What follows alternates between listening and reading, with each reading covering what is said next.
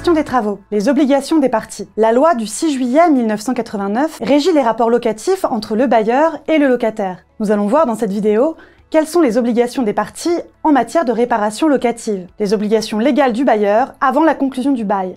Lorsque le locataire emménage dans un logement, le propriétaire a certaines obligations légales à respecter. En effet, il doit fournir un logement décent, ce qui signifie que le logement doit être en bon état et ne présentant aucun risque évident pour la sécurité et la santé des locataires. Les caractéristiques précises d'un logement décent sont définies par décret. Par ailleurs, le propriétaire doit également délivrer le logement en bon état d'usage et de réparation, ainsi que les équipements mentionnés dans le contrat de location. Ces obligations légales ne peuvent être modifiées par les clauses spécifiques dans le contrat de location ou par l'acceptation des lieux en l'état. La jurisprudence a établi que même si le locataire connaît l'état du logement, que le loyer est faible et qu'il a la possibilité de sous-louer ou de réaliser des travaux, cela n'exonère pas le propriétaire de son obligation de fournir un logement en bon état avec des équipements fonctionnels. De même, en ce qui concerne l'obligation de fournir un logement décent, il a été jugé que cela ne pouvait pas être remis en cause par un niveau de confort déterminé par le loyer, ni par l'absence d'eau courante mentionnée dans le bail, ou par des propositions de relogement refusées par le locataire. L'importance de l'état des lieux.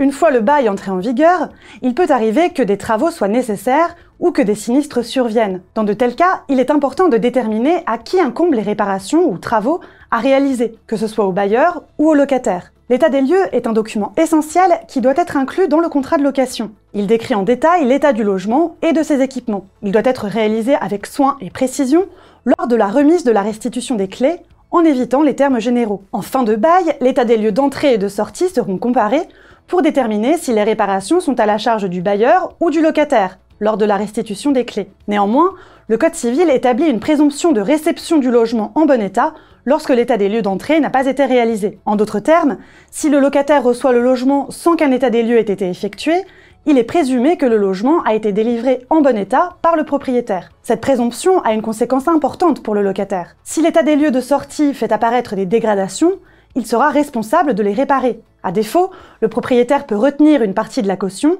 pour couvrir les frais de réparation. En cours de bail, les responsabilités qui incombent au bailleur visent à garantir au locataire une utilisation paisible du logement, ainsi que la résolution des vices ou des défauts qui pourraient nuire à son confort ou à sa sécurité. Les réparations doivent en principe être effectuées de manière identique, sans obligation pour le bailleur d'apporter des améliorations au logement.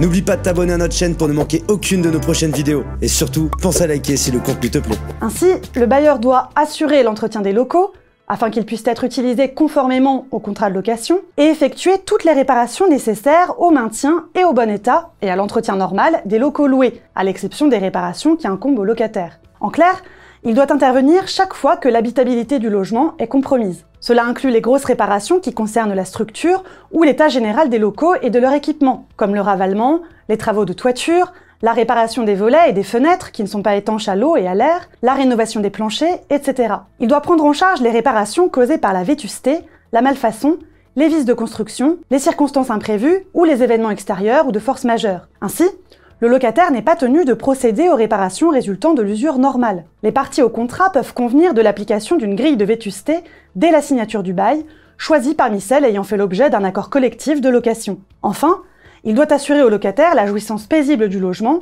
et la garantie des vices. Dans le cadre de cette obligation, le bailleur peut être amené à effectuer des réparations. Les vices concernent les défauts affectant la construction, tels que la rupture d'une poutre, d'une canalisation, ou bien l'effondrement d'un plancher ou d'un balcon. Ils englobent également les défauts qui affectent les installations ou les équipements et qui, en ne fonctionnant pas correctement, créent des perturbations ou causent des dommages au locataire, tels qu'un chauffage insuffisant, des fenêtres qui ne se ferment pas correctement, un excès d'humidité, ou encore la présence d'insectes ou de parasites. Les obligations légales du locataire. L'entretien courant. Le locataire a lui aussi des responsabilités en matière d'entretien et de réparation du logement locatif. Il est chargé de l'entretien régulier du logement et des équipements mentionnés dans le contrat, ainsi que des petites réparations et des réparations locatives définies par décret. Il s'agit de mesures simples et peu coûteuses à réaliser au quotidien pour éviter une détérioration progressive du logement inhérente à une utilisation normale des lieux loués. Voici quelques exemples de réparations relevant de la responsabilité du locataire. L'entretien des parties extérieures à usage privatif, comme la tonte, la taille, l'élagage,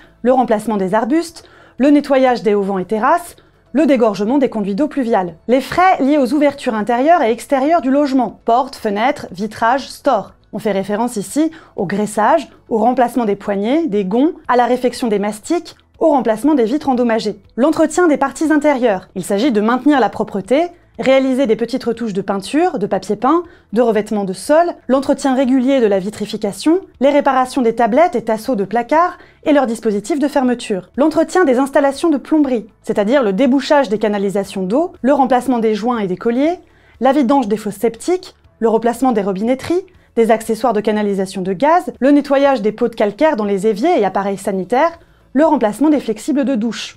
L'entretien des installations électriques, avec le remplacement des interrupteurs, prises, coupe-circuits, fusibles, ampoules. L'entretien des autres équipements mentionnés dans le bail, tels que les machines à laver, les hottes, les adoucisseurs, ou encore le ramonage des conduites fumées, de gaz et de ventilation. Dans les années 1970, une commission appelée Commission Delmont a été mise en place par les pouvoirs publics pour examiner les charges locatives et les relations entre propriétaires, gestionnaires et utilisateurs. Cette commission a adopté un accord sur les réparations locatives pour les parties privatives des locaux d'habitation qui a abouti à une circulaire listant des pratiques acceptées à la fois par les propriétaires et les locataires. Toutefois, la liste n'étant pas exhaustive, il revient finalement au juge du tribunal d'instance de déterminer si une réparation est considérée comme locative ou non. Les dégradations. Le locataire est également responsable des dommages et des pertes qui peuvent survenir pendant le bail, à moins qu'il puisse prouver qu'ils ont été causés par un événement imprévisible et dû à la force majeure, une négligence du bailleur dans l'accomplissement de ses propres responsabilités en matière de travaux, ou par une personne extérieure qu'il n'a pas introduite dans le logement. Cela concerne donc les réparations nécessaires en cas d'usage anormal du logement.